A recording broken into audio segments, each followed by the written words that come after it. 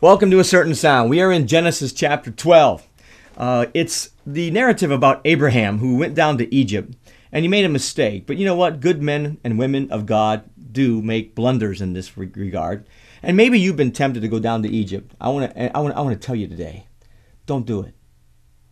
You've been tempted as a preacher to start succumbing to the world's methods in order to survive. Friend, when we go down to the world for help because there's a famine in our own church, we're out to save our own skin. We'll do just about anything. And here's Abraham willing to give up his wife and the promise of God to save his own hide.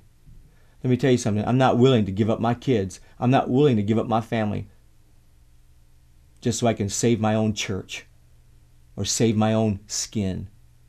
Jesus said, he who seeks to save his life will lose it. He who loses his life for my sake, the same shall find it. When we go down to Egypt, when things are rough, we become more selfish than ever. Number two, it affects our speech. It affected his speech. He starts stretching the truth. He starts lying. Friend, if something is half true, it's false. That's right. He stretches the truth. He says, tell them you're my sister. What's the whole point of that? So that he himself won't die. It's amazing how our language is affected. You can listen to the language of preachers and the language of even Christians in general who don't talk now the way they used to talk. They've allowed the world to creep in. It's affecting their language. Some Christians' language not only is stretching the truth, but the way they talk. Abraham would never have talked like this years before. He would never have done this. I've seen Christians use words that maybe they're not like cuss words, but they're so slang, they're right on the edge. And they do so by just changing a letter in the front of the word to make it sound like a different word. Shame on us. We know exactly what we're thinking. I want to tell you something, friend. You get closer to God and further away from the world, it'll affect your language. You get closer to the world and farther away from God, that too will affect the way you speak. David said, put a guard upon my mouth, O Lord. Put a guard upon my lips. Watch the door of my lips. Hear me today, friend. The church is in trouble. And because it's experiencing a famine, they're succumbing to the methods of the world. And it's going to backfire. In fact, it already has. What else will happen if you go to the world? Well, number three, what will happen is the Bible says here, and I'm going to read the verse to you. It says in verse 16, and he, Pharaoh, treated Abraham well for her sake. He gave him sheep, oxen, he-asses, men servants, maidservants, she-asses, camels. Do you know if you go to the world will treat you well. Here, he's got all these things. I mean, a guy could say, this didn't end up so bad. The church has probably never had so much money as it has had now. And they might call that blessing.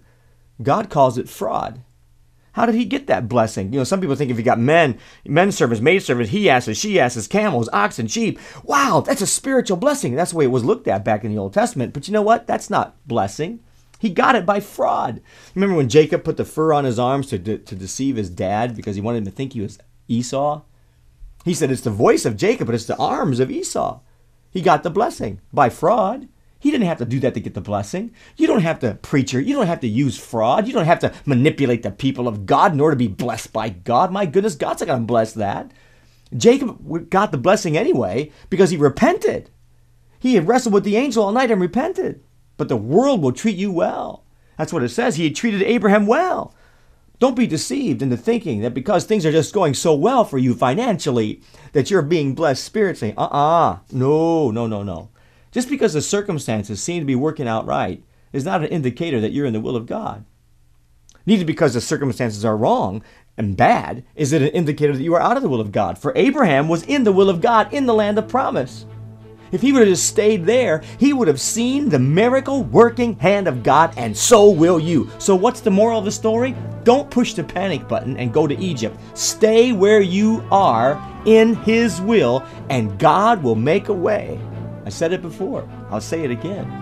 God will make a way where there seems to be no way. Thank you for watching A Certain Sound Daily Video Devotional. Be sure to sign up for the iTunes podcast or daily email of A Certain Sound when you visit us online at www.acertainsound.com. A Certain Sound is a ministry of Word of Truth Christian Center in Bowling Green, Ohio. On behalf of Word of Truth Christian Center, I'm Sonetta. God bless, and we'll see you tomorrow.